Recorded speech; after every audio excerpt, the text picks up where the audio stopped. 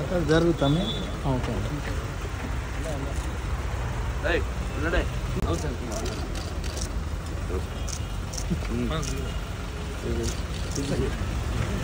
ఇప్పుడే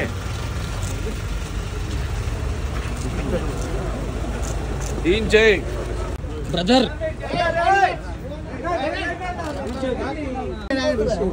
అజయ్ మధ్యలో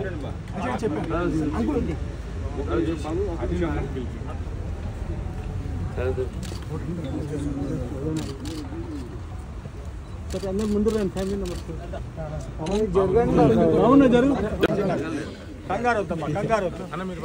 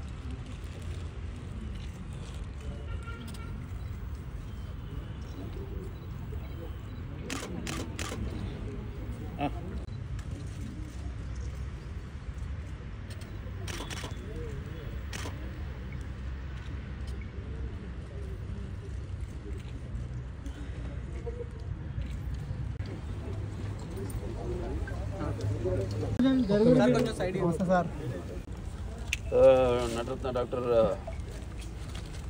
నందమూరి తారక రామారావు అలాగే పార్టీ వ్యవస్థాపకులు ఆయన ఈ 28వ జయంతి సందర్భంగా వర్ధంతి సందర్భంగా అందరు ఇక్కడికి ఆయన ఘాట్కి నివాళులు అర్పించడానికి ఇక్కడికి రావడం జరిగింది.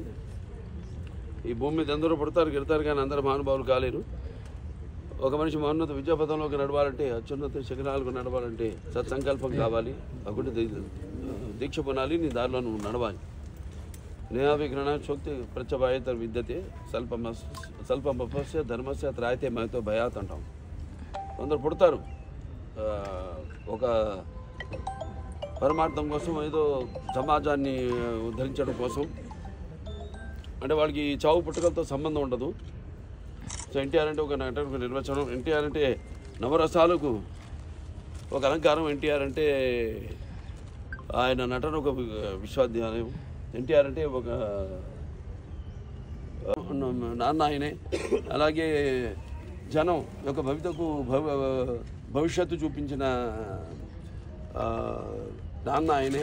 అలాగే ఆయనకు తోడుగా ఉన్న ఆడపడుచులందరూ కూడా ఆర్థిక స్వాతంత్రాన్ని ఇచ్చిన ఒక అన్న కూడా అయ్యాడు ఆయన.